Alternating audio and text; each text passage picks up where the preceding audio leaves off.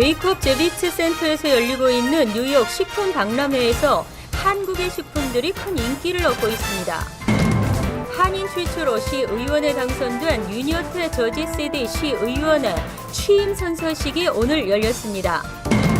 우리교육재단의 한국 방문 프로그램이 성황리에 진행되고 있습니다. 뉴욕 코리아센터 공사 수주에 한인 건설업체가 동참하게 될 가능성이 커졌습니다. 미국 거주 아시안 커뮤니티 가운데 한인들의 소득 수준이 가장 낮다는 보고서가 나왔습니다. 이상은 이 시각 주요 뉴스입니다. 여러분 안녕하십니까? KBN 뉴스입니다. 뉴욕 제이콥 제비츠 센터에서는 세계 80여 개 국가에서 2,400개 이상의 식품 관련 업체가 참여해 2013 뉴욕 식품 박람회가 열리고 있습니다. 박람회에는 한국의 식품 업체들도 참여해 큰 관심을 받고 있는데요. 금홍기 기자가 취재했습니다. 지난 30일 맨하탄 제이콥 제이비츠 센터에서 개막한 2013 뉴욕 식품 박람회. 박람회에는 세계 각국의 식품들이 각 나라별로 전시 판매되고 있습니다. 한국관에는 40여 개 한국 식품업체들이 참여해 미국 바이어들로부터 큰 관심을 받고 있습니다. 한국관에는 건강보조식품과 음료, 그리고 스낵과 장류 등 건강에 좋은 웰빙 한국 식품들을 선보이고 있습니다. 한국관은 한국농림축산식품부와 한국농수산식품유통공사 AT센터가 한국농식품의 수출 확대를 위해 개설한 것으로 제품 안정성과 수출 실적 등 심사 과정을 거쳐 선정된 업체들로 구성되어 있습니다. 신규로 이제 지금 각광을 받고 있는 게 김치하고 고추장 또 소스류 이런 종류들이 지금 현재 상당히 많이 주문을 받고 또 상담을 하겠다고 또 얘기를 하고 있기 때문에 그런 부분에서 한국의 한류를 중심으로 해서 한국이 상당히 많이 알려지고 있고 사람들이 관심을 갖고 있는 거 아닌가 이렇게 저희들은 생각을 하고 있습니다. 한국관에서 바이어들에게 가장 인기를 끌고 있는 한국 식품은 김이었습니다. 미국에서는 다소 생소해할 수 있는 김을 다양한 맛을 첨가해 스낵처럼 간편하게 즐길 수 있게 만들어 찾는 사람이 많아졌다는 게 업계 측의 설명입니다. 또 이분들이 생각하는 거는 또 이제 스낵 그냥 먹는 스낵이나 칩스로 생각을 하기 때문에 저희 쪽에서도 거기에 맞게끔 어떤 맛의 변화를 조금씩 주었고요. 아무래도 이분들이 어떤 새로운 맛을 원하는 어떤 과자 그렇게 생각하시는 것 같습니다. 한국 식품에 대한 바이어들의 생각도 전과는 많이 달라진 모습입니다. 바이어들은 한국 식품을 건강한 웰빙 식품으로 대부분 인식하고 있어 한국관을 찾는 바이어들의 발길이 끊이질 않았습니다. There's such an amazing Korean food scene here, and I love that New Yorkers are kind of exposed to that, and it's really rising as a food culture in the city. 한국관 입구에서는 뉴욕 내추럴 고멧 인스티튜트의 교수이자 요리사인 제이 와이스타인이 한국 식품들을 이용해 만든 음식을 소개하고 요리법도 함께 설명해 한국 음식에 대한 이해를 돕고 있습니다. 뉴욕 식품 박람회는 내일까지 이어집니다. KBN 뉴스 금홍기입니다. 지난달 뉴저지 저지시티 본선거에서 한인 최초로 시의원에 당선된 윤여태 저지시티 시의원의 취임 선서식이 오늘 열렸습니다. 그동안 성원해준 한인 사회에 고마움의 인사도 전했습니다. 주성훈 기자가 보도합니다.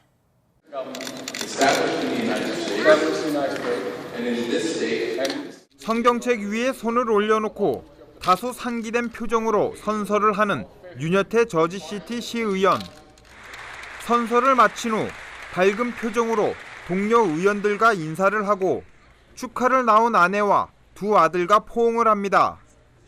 뉴저지 제2의 도시이자 정치 1번지로 불리는 뉴저지 저지시티.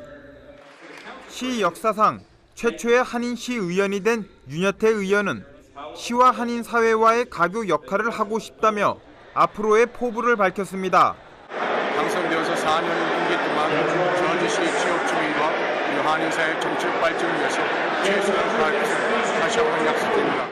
한편 오늘 저지시티 시티홀에서 열린 선서식엔 비공개로 치러진 스티븐 플럽 저지시티 시장의 선서식을 시작으로 모두 9명의 시의원들이 선서식을 했으며 오늘부터 공식 활동을 시작하는 이들의 임기는 4년입니다. KBN 뉴스 주성훈입니다.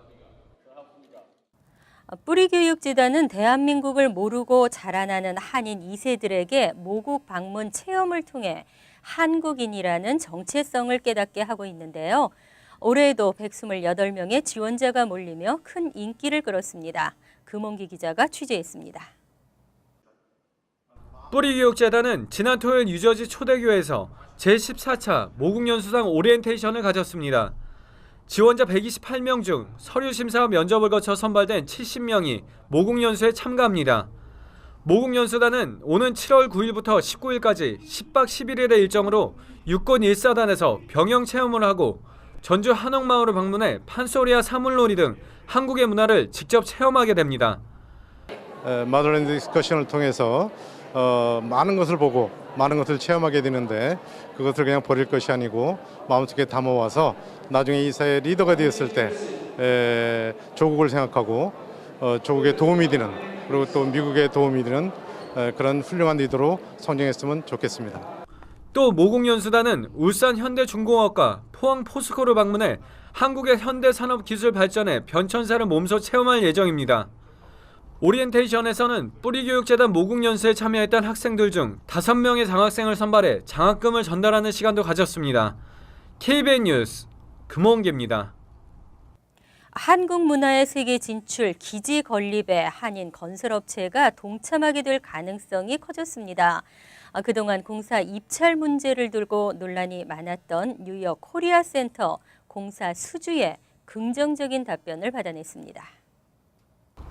민승기 뉴욕 한인 회장과 김영진 뉴욕 한인 직능단체 협의회 의장은 지난 28일 뉴욕 한인회관에서 한국 방문 성과 보고 기자회견을 열고 민현종 조달 청장과 문화체육부 담당자들을 만나 협조를 요청한 결과 한인 건설업체들이 공사에 참여할 수 있는 방안을 적극 검토하겠다는 답변을 받았다고 밝혔습니다. 조달청의 당초 조건은 입찰 자격 조건을 10년 이내 한 건의 공사 금액 300억 원 이상의 건축공사 준공 실적이 있는 자로 규정했는데 이는 뉴욕 일원 한인업계의 참여를 원천적으로 봉쇄하는 조건으로 지적됐습니다. 이 조항을 현재 3분의 1 수준으로 낮추는 방안을 문화체육부와 논의 중으로 알려졌습니다. 한류 문화 확산의 세계적인 중심 역할을 담당할 뉴욕 코리아 센터는 맨해튼 32가 한인타운 인근 부지에 들어설 예정으로 2015년 2월 완공을 목표로 하고 있습니다. 하지만 시공사 선정에서부터 난항에 부딪히면서 공사가 잠정 연기돼 8월 착공 계획도 이루어지지 못하고 있습니다. 코리아 센터가 완공되면 한국문화원을 비롯해 한국관광공사, 한국컨텐츠진흥원 등 관련 기관에 뉴욕 지사들까지 입주해 한국 문화와 관광 등을 종합적으로 소개하는 코리아 센터로 운영될 예정입니다. 일반적으로 우리 한인들의 문화, 경제, 학력 수준이 높다고 알려져 있는데요. 미국에 사는 아시안 커뮤니티 가운데 한인들의 소득 수준이 가장 낮다는 보고서가 나왔습니다. 브라운 대학 연구팀이 2010 연방 센서스국 자료를 분석한 커뮤니티별 소득 실태 보고서에 따르면 한인 커뮤니티의 가구당 평균 연소득은 5만 달러로 미국에 거주하는 한국, 중국, 인도, 베트남과 일본, 필리핀 등 아시아계 6개 커뮤니티 가운데 가장 적었습니다. 이 같은 수치는 아시아계 6개 커뮤니티의 연평균 연소득 66,300달러보다 무려 16,000달러나 낮았습니다. 더구나 한인 빈곤층 비율이 아시아계인 평균 12.5%를 훨씬 웃도는 15.6%로 나타나면서 베트남계 15.5%보다도 높았습니다. 같은 기간 백인들의 빈곤층 비율은 10.7%에 불과했습니다. 인도계는 아시아계 6개 커뮤니티 중 소득이 가장 높은 민족으로 89,600달러를 기록했고 이어 필리핀계 77,010달러, 중국계와 일본계가 각각 65,000달러, 베트남계 52,830달러 순으로 가구당 소득 수준이 높았습니다. 한편 브라운대 측은 미국 내 아시안들은 높은 학력 수준을 바탕으로 가장 높은 소득 수준을 보이고 있지만 백인 사회와는 어느 정도 격리된 채 생활하고 있다고 분석했습니다. 2013 회계연도 들어 노동 허가서를 취득하고 취업 이민의 첫 관문을 통과한 한국인이 지난해보다 증가했습니다. 하지만 갈수록 까다로워지고 있는 심사 때문에 약 40%가량은 재심에 걸려 곤혹을 치르고 있습니다. 연방노동부에 따르면 지난 10월 1일부터 올해 6월 15일까지 2014 회계연도 9개월간 노동 허가서를 발급받은 한인 취업이민 신청자는 1,112명인 것으로 나타났습니다. 이는 전체 취득자의 5%에 해당하며 출신 국가별로 보면 네 번째입니다. 1위는 16,006명인 인도, 다음은 중국 1,660명, 캐나다 1,223명 등의 순이었습니다. 직종별로는 컴퓨터와 수학 관련 분야가 15,236명으로 최다를 기록했으며 건축과 엔지니어링 2,980명, 매니지먼트 2,777명 등으로 나타났습니다. 한편 노동허가 심사는 10건 중 4건이 재심에 걸려 곤혹을 치르고 있는 것으로 나타나 현재 계류 중인 노동허가 신청서들 가운데 별 문제 없이 심사가 진행 중인 신청서는 62%에 불과했습니다. 나머지 38%는 감사나 고용 감독 등 정밀 재심사를 받고 있는 것으로 집계됐으며 이 중 감사에 걸린 케이스들이 26%로 가장 많았고 항소에 따른 재심이 11%, 스폰서 업체 감사가 1% 등이었습니다. 밤하늘에 화려하게 펼쳐지는 독립기념일 불꽃놀이 놓치지 마시고 가족과 함께 즐기시기 바랍니다. 전국 최대를 자랑하는 메이시스 백화점 불꽃놀이를 비롯해 지역별로 펼쳐지는 불꽃놀이가 벌써부터 한인들의 마음을 설레게 하고 있습니다. 올해로 37회를 맞는 메이시스 백화점 불꽃놀이는 4일 오후 9시 25분부터 맨해튼 24에서 42가 사이 허드슨 강변에서 폭죽 약 4만 개가 약 25분간 쏘아 올려집니다. 이날은 특히 오전부터 도로 통제가 되는 만큼 대중교통을 이용하는 것이 좋으며 미리 웹사이트를 참고하시면 됩니다. 퀸즈 플러싱 한인들은 독립기념일 하루 전인 3일 뉴욕 매츠 홈구장인 시티필드에서 오후 7시 시작되는 매츠와 애리조나 다이아몬드 백스의 경기가 끝난 직후 불꽃놀이를 즐길 수 있습니다. 롱아일랜드 나소 카운티 글렌코브에서는 4일 오후 9시 15분부터 펼쳐지며 서포 카운티 몬탁에서도 비슷한 시간 하늘이 화려한 형형색색의 불꽃놀이로 꾸며집니다.